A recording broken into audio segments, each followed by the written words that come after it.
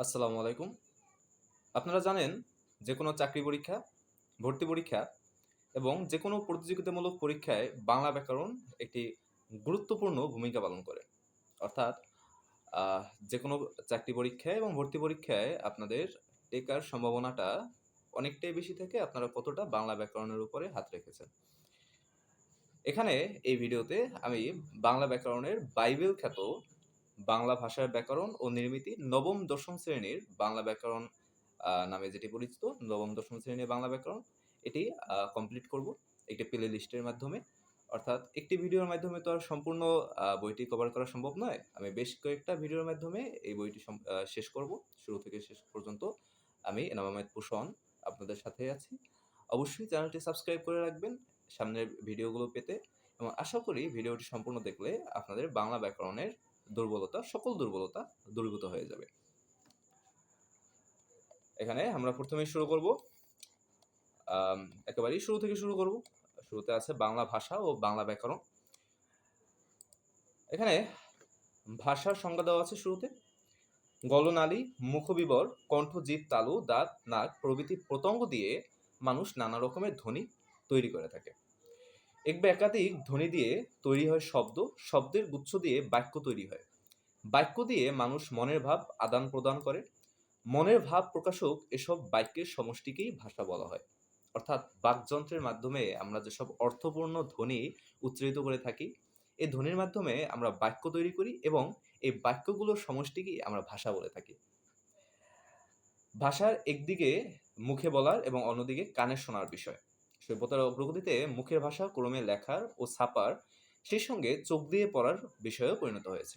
এছাড়া দৃষ্টি প্রতিবন্ধীদের জন্য ভাষাকে উঁচু নিচু করে তৈরি করার এবং হাত দিয়ে অনুভব করার ব্রেইল পদ্ধতি, আবার বাক প্রতিবন্ধীদের জন্য বোঝানোর জন্য বিভিন্ন ইশারা ভাষাও মানুষ তৈরি করেছে।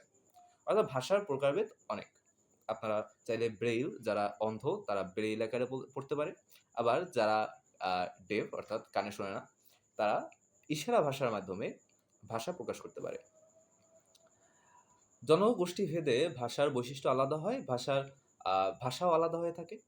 এভাবে পৃথিবীতে কয়েক হাজার ভাষার জন্ম নিয়েছে। এগুলোর ভিতরে চীনা, ইংরেজি, হিন্দি, আহ, হিস্পানি, আরবি, বাংলা, পর্তুগিজ, রুশ, জাপানি, জার্মান, কোরিয়ান ইত্যাদি বিচিত্র ধরনের ভাষা রয়েছে।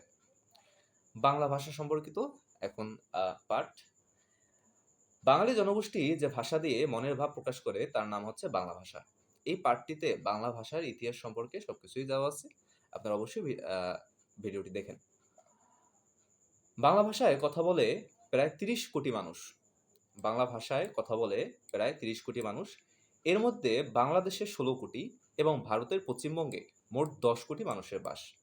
এছাড়া ত্রিপুরা, আসাম, বিহার, ঝাড়খণ্ড, ওড়িশা সহ ভারতের অন্যান্য প্রদেশে মোট ৩ কোটি এবং পৃথিবীর বিভিন্ন দেশে আরও ১ কোটি বাংলা ভাষাভাষীর মানুষ রয়েছে। মাতৃভাষী মোট জনসংখ্যার ভিত্তিতে বাংলা ভাষা পৃথিবীর ৬ষ্ঠ বৃহত্তম ভাষা এবং এটি বাংলাদেশের রাষ্ট্রভাষা। পৃথিবীর ভাষাগুলোকে ইন্দো ইউরোপীয়, চীনা তিব্বতীয়, আফ্রিকীয়, সেমীয় হেমীয়, দ্রাবিড়ীয়, অস্ট্রো এশীয় প্রভৃতি ভাষা পরিবারে ভাগ করা হয়েছে। ইংরেজি, জার্মান, ফরাসি, হিস্পানি, রুশ, পর্তুগিজ, ফার্সি, হিন্দি, উর্দু, নেপালি, সিংহলি এগুলো হচ্ছে ইন্দো ইউরোপীয় ভাষা পরিবারের সদস্য। অর্থাৎ বাংলা ভাষা মূলত ইন্দো ইউরোপীয় ভাষাগোষ্ঠীর একটি সদস্য এবং এর পাশাপাশি ইংরেজি, জার্মান, ফরাসি সহ আরও গুরুত্বপূর্ণ বেশ কয়েকটি ভাষা ইন্দো ইউরোপীয় ভাষা থেকে এসেছে। বাংলা ভাষার নিকটতম আত্মীয় হচ্ছে অহমিয়া ও ওড়িয়া। এটি খুবই গুরুত্বপূর্ণ প্রশ্ন। বাংলা ভাষার নিকটতম আত্মীয় হচ্ছে অহমিয়া ও ওড়িয়া। ধ্রুপদী ভাষা সংস্কৃত, ধ্রুপদী ভাষা সংস্কৃত এবং পালির ভাষা বাংলা ভাষার সঙ্গে ঘনিষ্ঠ সম্পর্ক রয়েছে। অর্থাৎ ধ্রুপদীর সাথে সংস্কৃত ভাষা এবং পালির সাথে বাংলা ভাষা রয়েছে ঘনিষ্ঠ সম্পর্ক। ইন্দো ইউরোপীয় ভাষা পরিবারের আদি ভাষা বহু বিবর্তনের মধ্য দিয়ে বাংলা ভাষায় পরিণত হয়েছে। এই বিবর্তনে যেসব গুরুত্বপূর্ণ স্তর বাংলা ভাষাকে অতিক্রম করতে হয়েছে সেগুলো হলো ইন্দো ইউরোপীয়, ইন্দো ইরানীয়, ভারতীয় আর্য, প্রাকৃত, বাংলা। অর্থাৎ ইন্দো ইউরোপীয় থেকে এসেছে ইন্দো ইরানীয়, ইন্দো ইরানীয় থেকে এসেছে ভারতীয় আর্য, এবং ভারতীয় আর্য থেকে প্রাকৃত, প্রাকৃত থেকে বাংলা ভাষা। এক্ষেত্রে আপনারা একটা তথ্য জেনে নিতে পারেন যে আর্য জনগোষ্ঠী মূলত একটি ইরানীয় জনগোষ্ঠী, অর্থাৎ ইরান থেকে এই জনগোষ্ঠী ভারতে এসেছে। আনুমানিক 1000 বছর আগে পূর্ব ভারতীয় প্রাকৃত ভাষা থেকে বাংলা ভাষার জন্ম হয়েছে। বাংলা ভাষার লিখিত রূপের প্রাচীনতম নিদর্শন হচ্ছে চর্যাপদ। এটি খুবই গুরুত্বপূর্ণ একটি তথ্য। বেশ কয়েকটি পরীক্ষায় এই প্রশ্নটি হুবহু কমন এসেছে যে বাংলা ভাষার লিখিত রূপের প্রাচীনতম নিদর্শন কোনটি? এটি হচ্ছে চর্যাপদ। বাংলা ভাষায় রয়েছে কালগত এবং স্থানগত স্বাতন্ত্র্য। 1000 বছর আগেরকার ভাষা, 500 বছর আগেরকার ভাষা, এমনকি 19 শতকে প্রচলিত ভাষার সাথে বর্তমানকালের ভাষা আলাদা। আপনারা জানেন যে ধ্বনি পরিবর্তনের মাধ্যমে এবং ভাষার বিভিন্ন ক্ষেত্রে বিভিন্ন পরিবর্তনের মাধ্যমে ভাষা একটি সময় থেকে অন্য একটি সময়ে রূপান্তরিত হয়। আপনারা জেনে অবাক হবেন যে আরো 100 বছর পূর্বে, অর্থাৎ 19 শতকে বাংলা ভাষার যে রূপ ছিল সেটির সাথে বর্তমান বাংলা ভাষার তেমন কোনো মিল নেই। আবার ভৌগোলিক এলাকাভেদে বাংলা ভাষার নানা বৈচিত্র্য লক্ষ্য করা যায়। ভাষার এই আঞ্চলিক বৈশিষ্ট্যকে উপভাষা বলা হয়। যেমন বরিশালের ভাষা আলাদা, চিটাগাংয়ের ভাষা আলাদা, ঢাকার স্থানীয় ভাষা আলাদা। বাংলা ভাষার নিজস্ব লিপি রয়েছে। এই লিপির নাম বাংলা লিপি। বাংলা লিপিতে মূল বর্ণের 50টি, স্বরবর্ণ 11টি এবং ব্যঞ্জনবর্ণ 39টি রয়েছে। পূর্বে এই ব্যঞ্জনবর্ণ আরও ছিল, বর্তমানে এগুলো অনেক কমিয়ে আনা হয়েছে। যেগুলো একান্তই ব্যবহার করা হয় না সেগুলোকে বাদ দেওয়া হয়েছে। প্রায় 2500 বছর আগে উপমহাদেশে ব্রাহ্মী লিপির জন্ম হয়। ব্রাহ্মী লিপির পূর্ব ভারতীয় শাখা দশম শতক নাগাদ কুটিল লিপি নামে পরিচিতি লাভ করে। অর্থাৎ ব্রাহ্মী লিপির পূর্ব ভারতীয় শাখা দশম শতক নাগাদ কুটিল লিপি নামে পরিচিতি লাভ করে।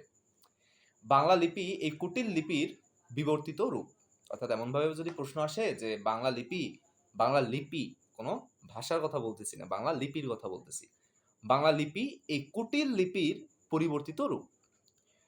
অহমিয়া, বড়ো, মণিপুরি প্রভৃতি ভাষাও বাংলা লিপিতে লেখা হয়। আপনারা দেখবেন যে অহমিয়া ভাষাটি সম্পূর্ণ বাংলা লিপিতেই লেখা হয়, যদিও ওদের সেন্টেন্স গঠন, বাক্য গঠন, শব্দ গঠন ইত্যাদিতে অনেক পার্থক্য রয়েছে, তবে লিখিত ভাষাটা সম্পূর্ণই বাংলা ভাষার অনুরূপ। সংস্কৃত এবং মৈথিলি ভাষা এক সময়ে এই লিপিতে লেখা হতো। বাংলাদেশের জীবনযাত্রার প্রায় সব ক্ষেত্রে বাংলা ভাষার ব্যবহারের বিষয়টি সরকারিভাবে বাধ্যতামূলক। অর্থাৎ সর্বস্তরে আপনাদের বাংলা ভাষাই ব্যবহার করতে হবে। তবে বিশেষ কিছু ক্ষেত্রে আপনাদের অবশ্যই ইংরেজি আন্তর্জাতিক ভাষা হিসেবে ইংরেজিকে ব্যবহার করতে হবে। এছাড়া ভারতের পশ্চিমবঙ্গ, ত্রিপুরা প্রদেশে অন্যতম দাপ্তরিক ভাষা হচ্ছে বাংলা। কোন কোন এরিয়ার দাপ্তরিক ভাষা বাংলা? পশ্চিমবঙ্গ এবং ত্রিপুরা প্রদেশের অন্যতম দাপ্তরিক ভাষা হচ্ছে বাংলা। এখানে বেশ কিছু এমসিকিউ প্রশ্ন দেওয়া আছে, আমি এগুলো সলভ করে দিচ্ছি। বর্ণের সঙ্গে কোন ইন্দ্রিয়ের সরাসরি সম্পর্ক রয়েছে? বর্ণের সাথে জিভের সরাসরি সম্পর্ক রয়েছে। ব্রেইল পদ্ধতি ব্যবহার করে দৃষ্টি প্রতিবন্ধীরা বাংলা ভাষায় কথা বলে প্রায় কত কোটি লোক? এটি আপনারাই অ্যান্সার করবেন, আমি উপরে এটি দেখিয়ে দিয়েছি। মাতৃভাষী জনসংখ্যার দিক থেকে বাংলা ভাষা পৃথিবীর কততম ভাষা? এটি 6ষ্ঠ ভাষা। নিচের কোনটি ভাষা পরিবারের নাম নয়? ভাষা পরিবারের নাম নয় দ্রাবিড়ীয়, দুঃখিত, এখানে হবে ইন্দো ইরানীয়। অর্থাৎ ইন্দো ইউরোপীয়, আফ্রিকীয় এবং দ্রাবিড়ীয়, এগুলো ভাষা পরিবারের নাম। কিন্তু ইন্দো ইরানীয় হচ্ছে ইন্দো ইউরোপীয় ভাষার একটি উপশাখা। ধ্রুপদী ভাষা হিসেবে স্বীকৃত কোনটি? ধ্রুপদী ভাষা হিসেবে স্বীকৃত সংস্কৃত ও পালি। নিচের কোনটি থেকে বাংলা ভাষার জন্ম? এটি হচ্ছে পূর্ব ভারতীয় প্রাকৃত ভাষা থেকে।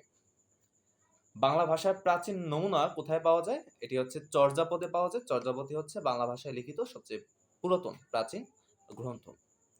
বাংলা ভাষার নিজস্ব লিপি কোনটি? বাংলা ভাষার নিজস্ব লিপি হচ্ছে বাংলা।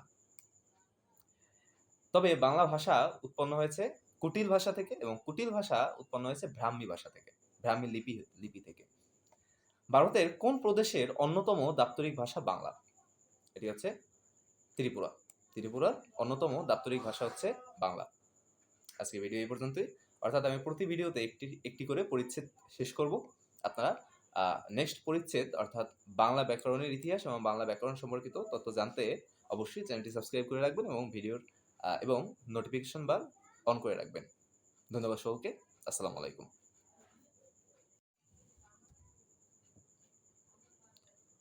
আসসালামু আলাইকুম। আপনারা জানেন যে কোনো চাকরি পরীক্ষা, ভর্তি পরীক্ষা এবং যে কোনো প্রতিযোগিতামূলক পরীক্ষা